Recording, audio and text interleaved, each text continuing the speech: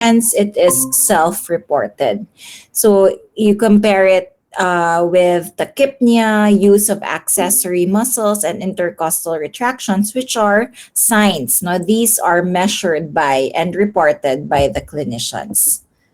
So it's common, dyspnea is common, and it occurs up to one half of inpatients and one fourth of your ambulatory or outpatient visits. The prevalence is about 9 to 13% in the community, but it could increase to as high as 37% for adults who are more than or equal to 70 years of age. The frequent causes of it's a frequent cause of your ER visit to as much as 3 to 4 million visits per year, and it can arise from various pulmonary, cardiac, and even neurologic underlying causes. So, what is the mechanism underlying dyspnea? So, it's actually quite complex because it could arise from different contributory respiratory sensations, and it involves several pathways. No? So one would be a generation of your afferent signals from the respiratory system to the central nervous system.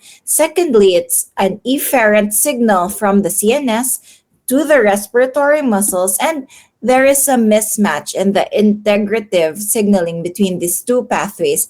Hence, it's called the efferent-reafferent mismatch. So again, it's a signaling.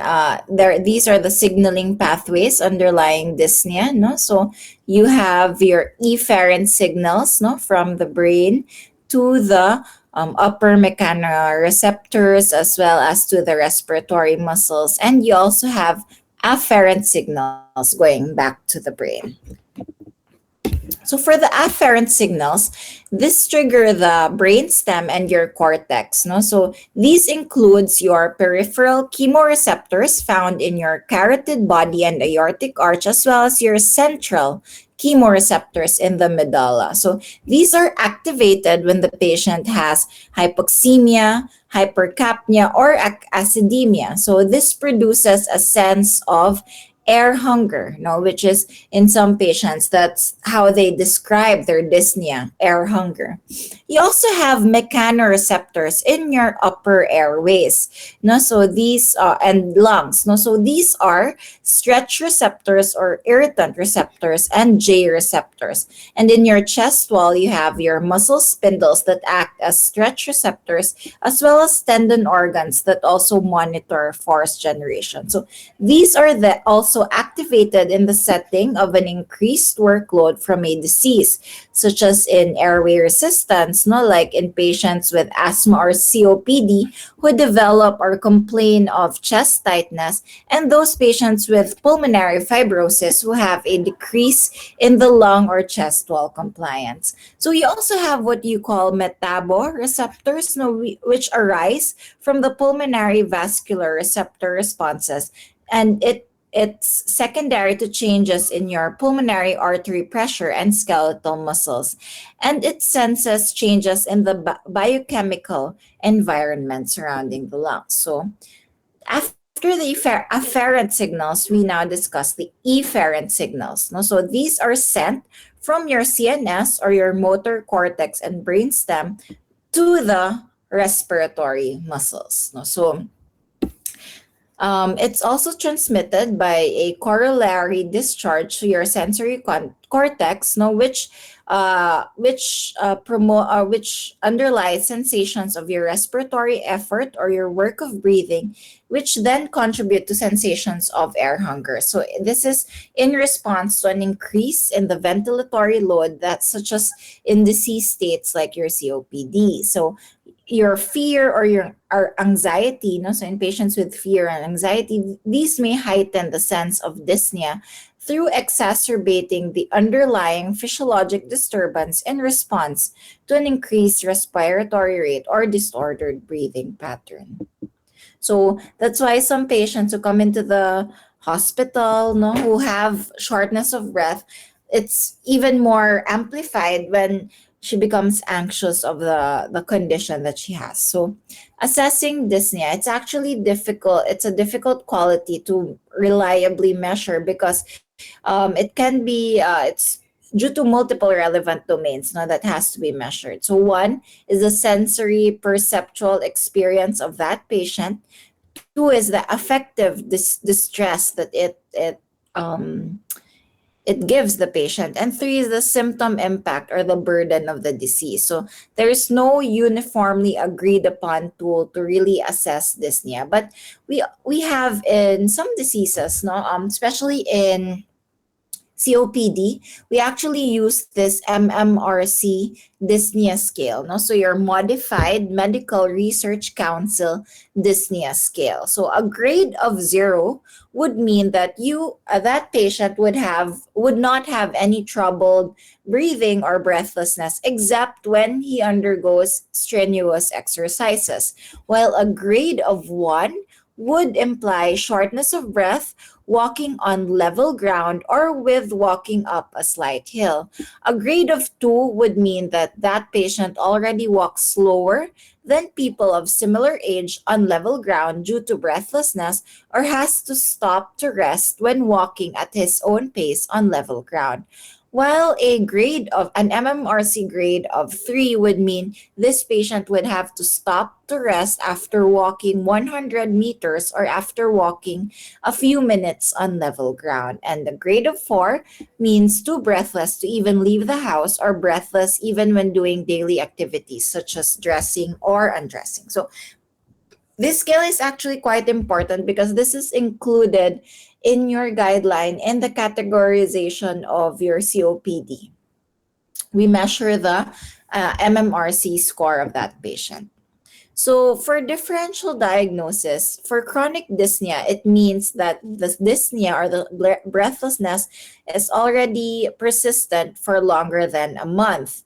It arises from different underlying conditions, but it's commonly attributed to a pulmonary or cardiac cause. Now, it accounts for around 85% of those complaining of chronic dyspnea. So, as many as one third of patients may actually have multifactorial reasons underlying dyspnea. So this is a table which would give us an idea about the differential diagnosis of the underlying processes of dyspnea, no, and what the common causes of dyspnea are. So there are a lot, no. As you can see here, I want you to review this table on your own, no, but in pulmonary, of course, because it involves the lungs, no, so there are different causes or types of processes that could cause dyspnea. So in airways disease, an example of that would be your asthma or COPD, and it would usually present with chest tightness, tachypnea, increased work of breathing, and physical findings would include wheezing. Underlying mechanism would be hypoxemia, hypercapnia, and the diagnostic test to do would be your spirometry or your peak flow studies, chest x-ray, and sometimes even CT scan for COPD patients to check for emphysema. So in parenchymal disease, that would include your interstitial lung diseases. No? So I want you to try to review this table on your own, no? So that you get an idea what the differences or the similarities are between the causes of dyspnea. So aside from pulmonary, we have pulmonary and cardiac, right? So if this occurs when the pulmonary vasculature is involved, like in cases of pulmonary hypertension. So in these cases, you can check for the diffusion capacity. No, so we also that's included in your spirometric studies sometimes for the complete spirometric studies. And of course, you have to include an ECG and a 2D echo to check for the pressures. For cardiac causes, you have those with coronary artery disease. So most of these patients would describe their dyspnea as chest tightness and air hunger. So for heart failure patients, we consider taking the proBNP because that's a reliable marker for heart failure, acute heart failure, and more cardiac parameters or cardiac testing. And other causes would include anemia, those with deconditioning, and even psychological causes. Okay, so of course, to screen for that, you check for CBC and you do a psychological exam. No? So This just goes to show, that there are really a lot of causes of dyspnea and not just cardiac alone. So sometimes even gastrointestinal patients with heartburn would also complain of dyspnea. So overall, I want you to also check this table. No, so for first and foremost, when you have a patient who is dyspneic, you do a thorough history and physical examination, and you can do a pulse oximetry testing, no, walking oximetry, and peak flow assessment. No, so if the diagnosis is already obtained, then you can proceed with the treatment. Okay, but if no diagnosis is obtained by doing history, physical examination, peak flow testing, then you have to do further testing. The phase 1 studies for testing in dyspnea would include chest x-ray, spirometry or ECG, CBC, and a basic metabolic panel. Okay. If no diagnosis is still seen, then you proceed further to phase 2 testing. And phase 2 would already include chest CT scan, no, and consider even angiography or to rule out pulmonary embolism, and as well as lung volume and diffusing capacity studies, neuromuscular function studies, echocardiogram, and cardiac stress testing.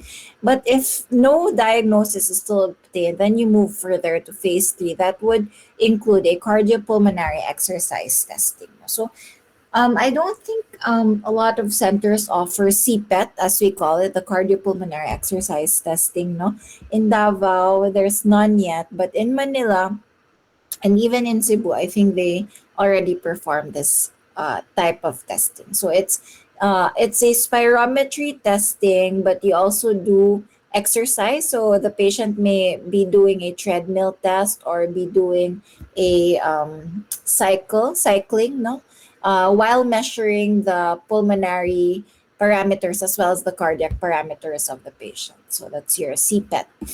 So, known prior pulmonary, cardiac, or neuromuscular condition and worsening dyspnea, then you really have to address, whether this known condition has progressed or whether a new process has developed in patients who have a worsening dyspnea. So, again, history and physical examination is always fundamental, no? And you have to know when you have to refer also to a subspecialty to further evaluate the dyspnea, because sometimes it's difficult to assess the real cause of the patient's breathlessness.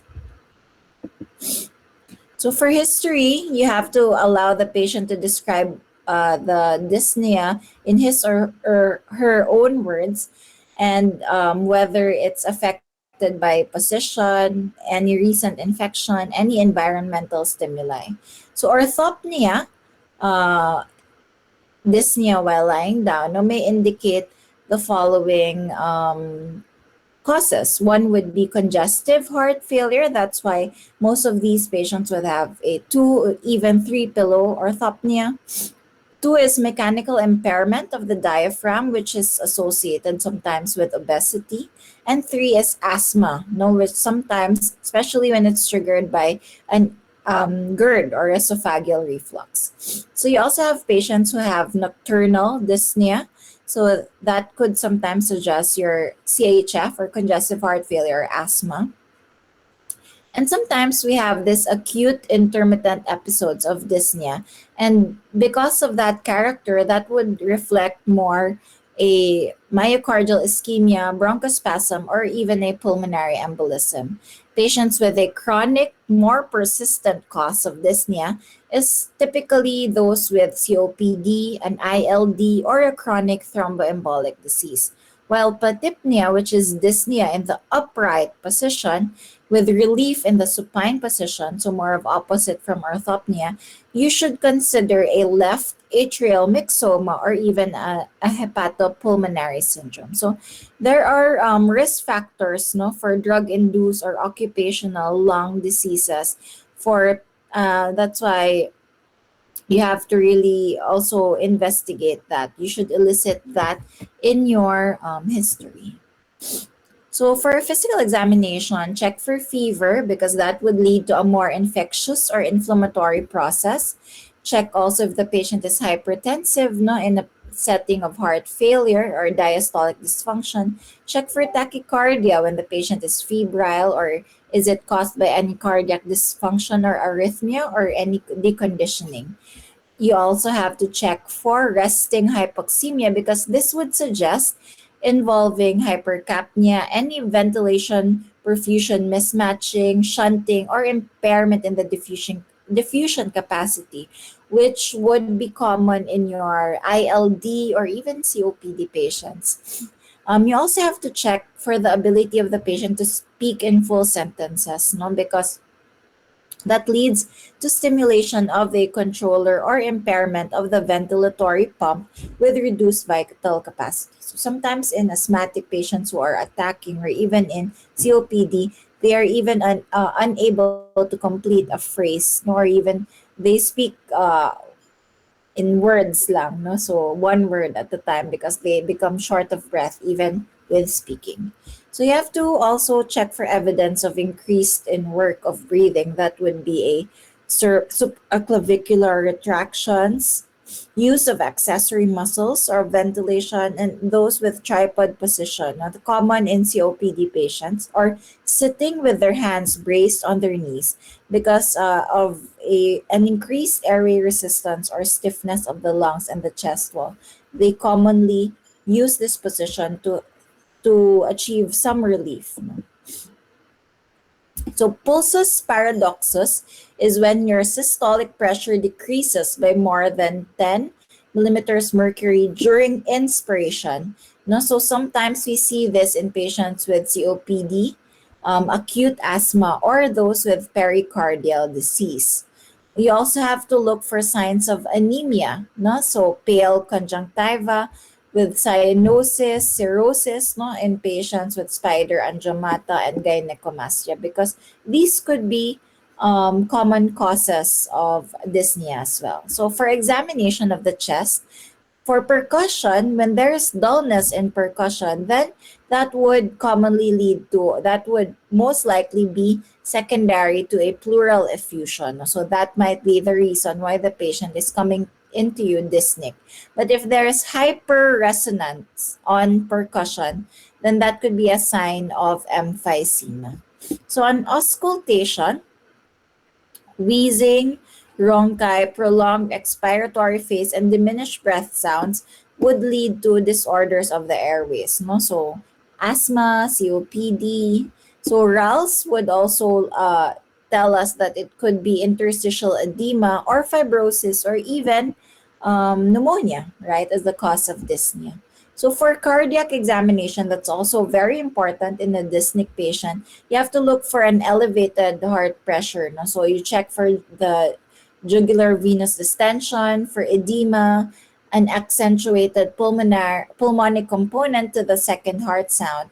You also have to review or elicit a left ventricular dysfunction by checking for your S3 and S4 gallops, or for murmurs, no, in patients with valvular heart disease, which commonly also present with shortness of breath. And the abdominal examination is also very important. So check for any paradoxical movement of the abdomen, any presence of increased respiratory distress in the supine position, described as an inward motion during inspiration. No, it's actually considered as a sign of diaphragmatic weakness. So the rounding of the abdomen during exhalation is suggestive of pulmonary edema. Clubbing of the digits may represent interstitial pulmonary fibrosis or even bronchiectasis, while those with joint swelling or deformation of the joints or Raynaud's disease, no, those may represent collagen vascular processes, so mga ILDs, no, and as well as rheumatologic diseases.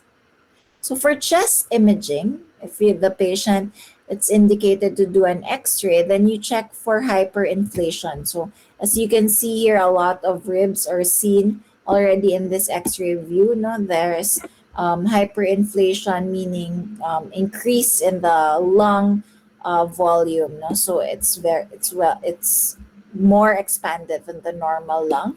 about there's a bit of flattening of the diaphragm. So that's hyperinflation. This is consistent with your obstructive lung disease.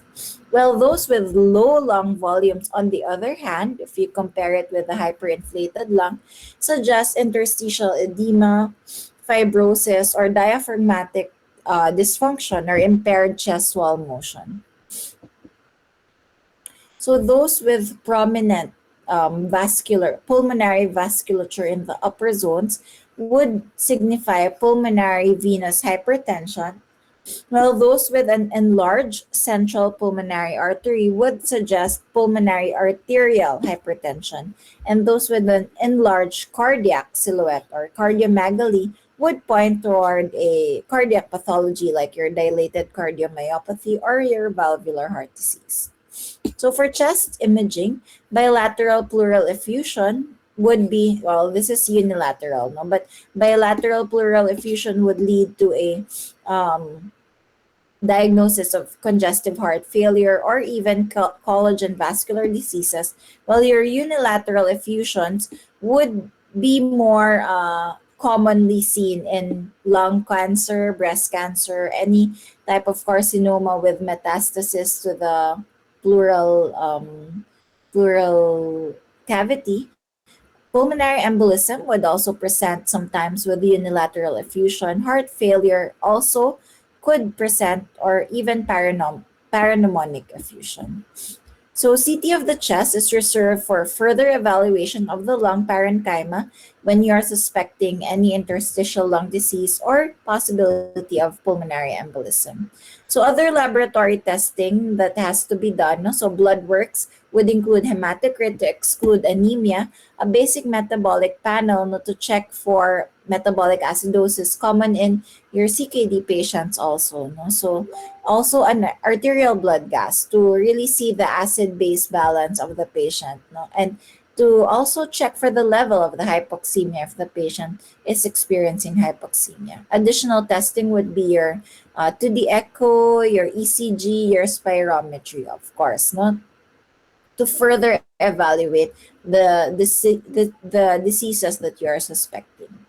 So we also have a test called a bronchoprovocation testing, or even a home peak flow monitoring. So these are different testing, no? So these tests may be done for those with intermittent symptoms, which are suggestive of asthma, who have a normal physical examination and spirometry. So it is used up to one third of patients with a clinical diagnosis of asthma who do not have reactive airways disease when formally tested. So the difference of bronchoprovocation testing is that we instill, or we give the patient metacolin, which is a bronchoconstrictor, no? So to check if the patient is reactive to that, because sometimes, because we know that asthma is intermittent, sometimes the spirometric testing or the complete pulmonary function testing of the patient would come out normal, but the patient is still symptomatic, like seasonal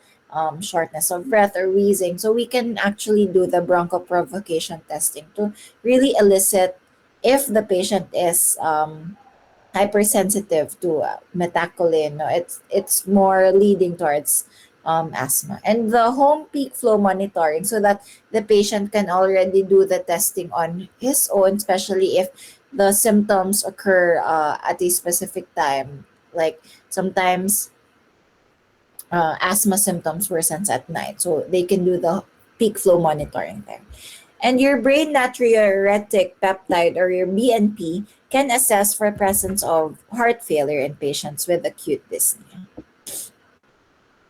So this is the CPET that we were talking about earlier. So it can assess both your pulmonary and cardiac disease, no? Especially if those patients that you previously tested were not responsive to the treatment that were done initially. So this is also done if it's unclear whether what factor is really driving the patient's dyspnea, and to determine which system is responsible for the exercise limitation. So an incremental symptom limited exercise, a cycling or treadmill, is done with measurements of ventilation and pulmonary gas exchange. So it's a non-invasive and invasive measure of pulmonary vascular pressures and cardiac output. So for the measurements at peak exercise, we usually check for abnormality of the respiratory system if the patient achieves predicted maximal ventilation or if it demonstrates an increase in your dead space or hypoxemia or develops bronchospasm. So abnormality of the cardiovascular system in your CPET would mean that the heart rate is more than 85% of the predicted maximum. There is the anaerobic threshold occurs earlier than expected. The blood pressure becomes excessively high or decreases during exercise if the O2 pulse falls and if there are ischemic changes on ECG. And we can also actually measure through the CPET any abnormality of metabolic or neuromuscular disease. So for treatment of dyspnea, the first goal is to correct the underlying condition and of course address potentially reversible causes with appropriate treatment for the particular condition. So there are multiple different interventions that may be necessary. So it's really very important to know the cause first. Okay, so supplemental O2 is being given if there is resting hypoxemia of less than 88%, no? And the patient saturation drops with activity or sleep. So patients with COPD, supplemental oxygen for those with hypoxemia has been shown to improve mortality and the quality of life of the patient.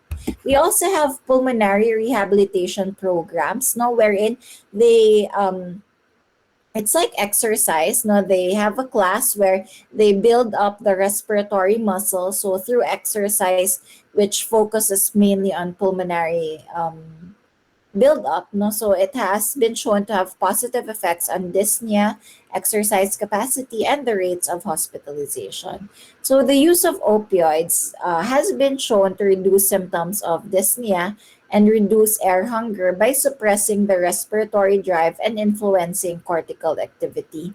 But it's not commonly given sometimes for um, cancer patients who really complain of dyspnea and uh, no longer respond to nebulization and other factors. No, so as palliative care, we do give nebulized morphine. No, so or even oral morphine. So it should be considered for each patient because, of course, they have effects also on respiratory depression. Anxiolytics, they have not really demonstrated consistent benefit when it comes to dyspnea. So, additional approaches under study, inhaled furosemide, it might, as has been shown to the possibility of altering the afferent sensory information. So that's it for your dyspnea. Do you have any questions so far for dyspnea, or would it be okay to proceed to the next chapter, which is hypoxia and cyanosis? Let's proceed. Po, Doc. Okay. So hypoxia, so the purpose of your cardiorespiratory system is, of course, as we know, to deliver oxygen and nutrients to the cells and to remove your carbon dioxide and other metabolic byproducts from them. So the proper maintenance of this function would depend on, firstly, an intact cardiovascular and respiratory system. Secondly, an adequate number of red blood cells and hemoglobin. And thirdly, an adequate supply of inspired gas containing adequate oxygen. So, for the responses to hypoxia, when there is decreased oxygen availability to the cells, there becomes an inhibition of your oxidative phosphorylation and increase in your anaerobic glycolysis, which then switches from your aerobic to anaerobic metabolism, or what we call as the Pasteur effect. This reduces the rate of your ATP production. So in severe hypoxia, your cell membrane depolarization would lead to an uncontrolled calcium influx and activation of your calcium dependent phospholipases and proteases, which would then cause cell swelling, activation of apoptotic pathways, later leading on to cell death. No? So it's very important to maintain adequate amounts of oxygen in the body.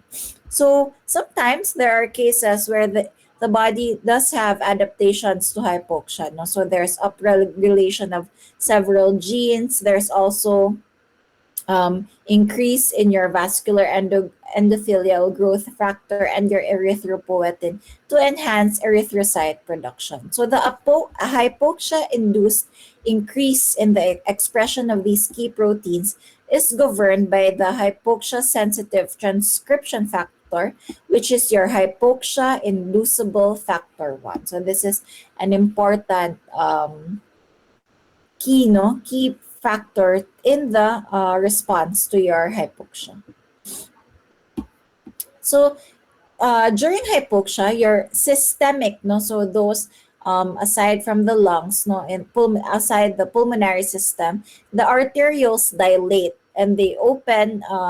There is opening of the calcium, potassium ATP channels in the vascular smooth muscles due to the yung hypoxia-induced reduction in ATP concentration. No? So, in contrary to that, in your pulmonary system, no, there is hypoxic induced vasoconstriction. So in the systemic system, or in all organs aside from the pulmonary system, no, so those needing oxygen for nourishment, the heart, the lungs, the kidneys, the liver, if there is decrease in oxygen in the body, if there is hypoxia, their arterioles, the natural response is to dilate, no, so that more blood will also go or be shunted to those areas, no, because because of the hypoxia, they need more blood to be uh, shunted to be brought to those areas. While in the pulmonary system, where it's oxygen rich, no, so these pulmonary arteries actually constrict, no, so it shuts blood away from the poorly ventilated portions toward the better ventilated portions of the lungs and it also increases pulmonary vascular resistance and right ventricular afterload. So during hypoxia also affects your central nervous system, of course. So in acute hypoxia, there's impaired judgment, there is motor incoordination, and there is a clinical picture that would resemble an acute alcohol intoxication. So, in high altitude illnesses, it is characterized by headache, secondary to a cerebral vasodilation, gastrointestinal symptoms, dizziness, insomnia, fatigue, or somnolence. So, these could occur no, there because we know there is hypoxia in patients. There's hypoxia rather when you increase the altitude. No? That's why it's called high altitude illness. So your pulmonary arterial and venous constriction causes capillary leakage, and the high altitude pulmonary edema or your HAPE may occur. No, and this would later intensify hypoxia, which promotes your vasoconstriction. So there is also what we call a high altitude cerebral edema that may develop, no, secondary to this, because it would also be presenting with severe headache, papilledema, and coma. So as hypoxia becomes more severe, your regulatory centers of the brainstem become affected, and it overcomes the troubleshooting capacity of your brain, no, and death would result from respiratory failure. Okay. So it also has effects on the cardiovascular system. When hypoxia occurs, it stimulates your chemoreceptor reflex arc, which induces a venoconstriction and arterial vasodilation, transiently increasing your myocardial contractility, which later is followed by depressed myocardial contractility and further prolonging the hypoxia. So when you have respiratory hypoxia or hypoxia from respiratory failure, your PO2 declines when respiratory failure is persistent. So you have your hemoglobin oxygen dissociation curve, which is displaced to the right. No, so it displaces here. No, so as you can see, the greater quantities of oxygen is released at any level of the tissue PO2. Okay. So, in arterial hypoxemia, There is reduction of your oxygen saturation of arterial blood, and cyanosis are more marked when such depression of your PO2 results from a pulmonary disease. So there are different factors which shifts your oxygen dissociation curve. Okay, so a shift to the right would mean that more oxygen is delivered, while a shift to the left would mean less oxygen is delivered. Okay, um, so as you can see here, a shift to the right. So easily more there's easy release of the oxygen to the tissues. No, is when this occurs when um, there is less pH. So when patient has acidosis, there's increase in your 2,3 bisphosphoglycerate, and then increase in the temperature. So cases of fever. No, so there is more oxygen delivered to the tissues because they need it more during these cases. No, but there is less oxygen delivered to the tissues when the reverse of the following. So for the causes of hypoxia, no, one would be this is one of the most common. This is actually one most common cause of your respiratory hypoxia is your ventilation perfusion mismatch, and it results from perfusion of poorly ventilated alveoli. So this like example, there is a blockage in that area of the alveoli. Um, but there is blood perfusion, no, there's blood flow in that area, there is still no exchange that occurs. No, that is why there is a ventilation perfusion mismatch. So hypoventilation is also a cause of hypoxia. It's associated with an elevation of your PCO2. So ventilation perfusion mismatch and your hypoventilation are forms of hypoxia that may be corrected by inspiring oxygen. So that means when you give oxygen support, these types of hypoxia can be relieved, no, or improved with oxygen supplementation. While your intrapulmonary right to left shunting, it's the shunting of blood across the lung from your pulmonary arterial system to the venous bed. So there is perfusion of your non-ventilated portions of the lung in cases of your pulmonary atelectasis or pulmonary arteriovenous connection. So in these cases, you're in your intrapulmonary right to left shunting, low PaO2 is only partially correctable by the supplementation of FiO2. So it doesn't fully correct the impairment, no, but partially it can still give some relief to the patient. For hypoxia secondary to high altitude, it occurs when you are ascending rapidly to 3,000 meters or more than 10,000 feet. There becomes a reduction of your oxygen content, and there is a decrease in your alveolar PO2 to around 60 mmHg. Then that would already cause a high altitude illness. So at 5,000 meters, an unacclimated individual usually cease to be able to function normally owing to changes in the CNS function. Okay, so that starts at 5,000 meters. No, but beyond that, then more changes is expected to occur.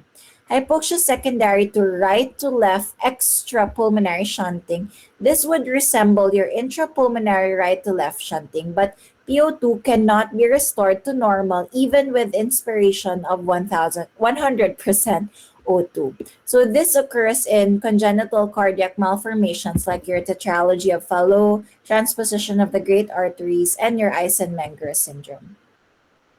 Anemic hypoxia is when there is a decrease in your hemoglobin concentration accompanied by a decline in your oxygen carrying capacity of the blood. So your PO2 is normal in the anemic hypoxia, but the absolute quantity of the oxygen transported per unit volume is diminished. So your PO2 and saturation in the venous blood would decline to a greater extent than the normal. So in cases of carbon monoxide intoxication, your hemoglobin binds with CO2 is unavailable for oxygen transport. Okay, so the presence of your CO hemoglobin, carbon monoxide hemoglobin, would shift the hemoglobin oxygen dissociation curve to the left. Hence, oxygen is unloaded only at very low tensions, contributing further to the tissue hypoxia.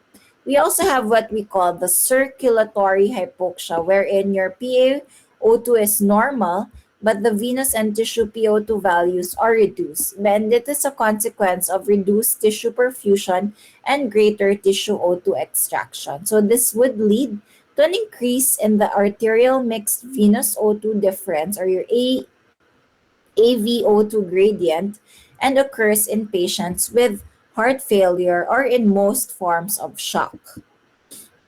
So we also have specific organ hypoxia. This is a localized form of circulatory hypoxia where there is a decreased perfusion secondary to arterial obstruction. So there is either a localized atherosclerosis in the vascular bed or vasoconstriction in patients with Raynaud syndrome. Some would be having a venous obstruction and the resultant expansion of the interstitial fluid, causing arteriolar compression. And those with edema, no, these would have increases in the distance through which your oxygen must diffuse before it reaches the cells. So they may have sometimes a localized circulatory hypoxia. And those with vasoconstriction in shock may also reduce the perfusion in the limbs and the skin. So those with increased oxygen requirement is during exercise, for example, there's increase in tissue O2 requirement. So in increased demands, they are usually normally met by several mechanisms. One would be increase in cardiac output and ventilation, a preferential shift in your blood flow to the exercising muscles, an increase in the O2 extraction from the delivered blood and widening of your arteriovenous oxygen difference, and a reduction in the pH of the tissues and capillary blood shifting of the hemoglobin oxygen dissociation curve to the right, causing more or faster unloading of the oxygen from the hemoglobin. But if the capacity of all these mechanisms is exceeded, then hypoxia, especially in exercising muscles, may already result. So that is why in patients who do stress tests for the heart, no, let's say there are cardiac abnormalities, stress tests of the heart, wherein some of these mechanisms to overcome hypoxia are affected, then these patients would really become symptomatic. We also have what we call histotoxic hypoxia, and it occurs in cases with cyanide or other poisoning, no, which causes cellular hypoxia. In this type of hypoxia, the tissues are unable to use oxygen. As a consequence, the venous blood will tend to have high oxygen tension. So there are several adaptations to hypoxia. Now we have chemosensitive cells found in your carotid and aortic bodies as well as in the respiratory center of the brain stem. And when these cells are stimulated by hypoxia, it increases ventilation, increases the loss of carbon dioxide, and sometimes this would lead to respiratory alkalosis. And combined with metabolic acidosis from the production of your lactic acid, wherein it causes a decline in your serum bicarbonate level. So with the reduction of your oxygen or PaO2, the cerebrovascular resistance would decrease and the cerebral blood flow increases so that the brain will continue to have the amount of oxygen that it needs not to function. When the reduction of PaO2 is accompanied by hyperventilation, then the cerebrovascular resistance rises and cerebral blood flow would also fall. And this is where your tissue hypoxia would intensify. No? And that would really cause grave damages to the brain. So diffuse systemic vasodilation would also occur in cases of hypoxia and generalized hypoxia, and this would increase the cardiac output, no? But in patients with an underlying heart disease, an increase in the cardiac output with hypoxia would already precipitate a congestive heart failure. So that is why it's difficult, no, for these patients to really exercise maximally because they do not have the right adaptation to sustain the increased need for oxygen of the heart and the body. So the compensatory mechanisms for chronic hypoxemia would be an increase in the hemoglobin concentration. So sometimes in patients with severe COPD, they have more hematocrit, no, and hemoglobin in your CBC count. Increase and also in the number of red cells in the circulating blood. No? So sometimes some of these patients who, especially those in the high altitude, would develop polycythemia secondary to erythropoietin production. A chronic mountain sickness is chronic hypoxemia secondary to prolonged residence at a high altitude of more than 13,000 feet or 4,200 meters. Sometimes these patients develop a blunted respiratory drive, a reduced ventilation, erythrocytosis, cyanosis, weakness, right ventricular enlargement, secondary to pulmonary hypertension, and when severe, this could also lead to stupor.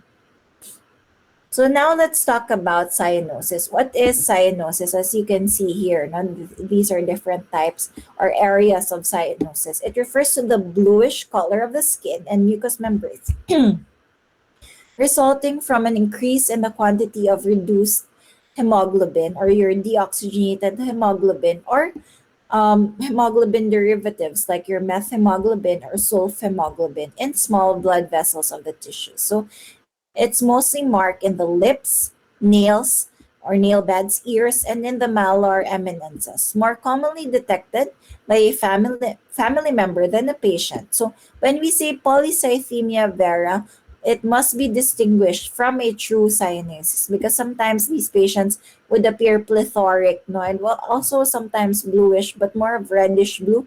But it's different from cyanosis, and as well as your cherry colored flush, which is caused by carbon monoxide hemoglobin. Cyanosis, the degree of cyanosis modified by one, the color of the cutaneous pigment of the skin. So it's different from those from African Americans, from brown races, no, and from the Caucasian races. Two, from the thickness of the skin, and three, the state of the cutaneous capillaries. So central cyanosis occurs when your saturation has fallen to 85% or below. So for dark skinned persons, it's not detected until it has declined to 75%. So examination of the mucous membranes in the oral cavity and conjunctiva would be more helpful for these types of patients. An increase in the quantity of venous blood is a result of the dilatation of the venules or by a reduction in your saturation in the capillary blood. So your cyanosis becomes apparent when the concentration of your reduced hemoglobin in capillary blood exceeds 40 grams per liter or 4 grams per deciliter. It is absolute rather than a relative quantity of the reduced hemoglobin that is important to produce cyanosis. So in patients with severe anemia and even with marked arterial desaturation, it may not display cyanosis anymore. So the higher the total hemoglobin content, the greater the tendency that patient would develop cyanosis. Okay, so patients with marked polycythemia tend to be cyanotic at higher levels than patients with the normal hematocrit values. And those with local passive congestion would increase in the total quantity of reduced hemoglobin in the vessels in the given area, may already cause cyanosis. So your cyanosis is also observed when a non-functional hemoglobin, such as your methemoglobin or sulfhemoglobin, is present in blood. So it's subdivided into central and peripheral. So central, peripheral. So it's when central is when reduced or abnormal hemoglobin derivative is present, wherein the mucous membranes and skin are both affected. Peripheral show it's there is slowing of the blood flow and an abnormally great extraction of your oxygen from the normally saturated arterial blood, or from vasoconstriction and diminished peripheral blood flow, or those with cold exposure, shock, congestive heart failure, and peripheral vascular disease. So the differentiation between your central and peripheral cyanosis may not always be straightforward, especially in conditions like pulmonary shock, cardiogenic shock, pulmonary edema, or a mixture of both types. So in central cyanosis, there is a decrease in the saturation resulting from the marked reduction of your PaO2. There is a decline in your FiO2 without a compensatory hyperventilation to maintain the adequate PO2. So cyanosis becomes manifest already in an ascent to an altitude of 13,000 feet or 4,000 meters. So those with seriously impaired pulmonary function, perfusion of your unventilated or poorly ventilated area of the lung, or alveolar hypoventilation would already cause central cyanosis. So acutely, there could be a cause of because of secondary to pneumonia or pulmonary edema, and chronically, those with emphysema or COPD could develop cyanosis. Okay, when there is shunting of your systemic venous blood into the arterial circuit, like in your congenital heart diseases, they may also present with cyanosis, or those with pulmonary arteriovenous fistula, which can be congenital or acquired. So, in patients with cirrhosis, a consequence would be your pulmonary arteriovenous fistula, or your portal vein, pulmonary vein anastomosis. So, they may also develop um, cyanosis. For peripheral cyanosis, the most common cause would still be your vasoconstriction resulting from cold exposure or water. So, arterial obstruction to an extremity would result in pallor or coldness, and it may be also associated with cyanosis. So, you have to check for differentials, which would include embolus, arterial constriction in that area, or a cold-induced vasospasm like your Raynaud's phenomena. For venous obstruction, usually this dilates the subpapillary venous plexuses, which intensifies cyanosis. So that this could be secondary to thrombophlebitis or even DVT. So here is a summary of how to approach patient with cyanosis and the different causes of central cyanosis as well as peripheral cyanosis, which we discussed. No? So I want you to go through this table also on your own for increase in memory of the different causes of your cyanosis and approach. It's like a summary now of what we discussed. So clubbing is different from cyanosis. No, at clubbing, there is a selective bulbous enlargement of the distal segments of the fingers and toes due to proliferation of connective tissue on the dorsal surface. So it could be hereditary, idiopathic, or even acquired. No? So for cardiac, cyanotic congenital heart disease and infective endocarditis would cause this type of phenomena. In pulmonary conditions, there are a lot. One would be a primary and metastatic lung cancer, bronchiectasis, asbestosis, sarcoidosis, lung abscess, cystic fibrosis, tuberculosis, and mesothelioma would present with clubbing. In gastrointestinal diseases, some inflammatory bowel diseases and hepatic cirrhosis would also present with these types, and occupational diseases would also have this. No, so it could be from a jackhammer operator would also present with this. So clubbing in patients with primary and metastatic lung cancer, mesothelioma, bronchiectasis, or hepatic cirrhosis may be associated with hypertrophic osteoarthropathy. This is actually a common board question, so I want you to remember this. No? So clubbing occurs with hypertrophic osteoarthropathy. So this hypertrophic osteoarthropathy is a subperiosteal formation of new bone in the distal diaphysis of the long bones of the extremities, causing pain and arthritis-like changes. So diagnosis may be confirmed by bone radiograph or MRI and the mechanism of clubbing sometimes is unclear, but it appears to be secondary to humoral substances that cause the dilation of the vessels in the distal digit. So, in certain circumstances, clubbing may be reversible, no, following lung transplantation for those with cystic fibrosis. So, that's it for clubbing. So, that's actually um, our discussion for this evening. No? So, any questions so far for our topic?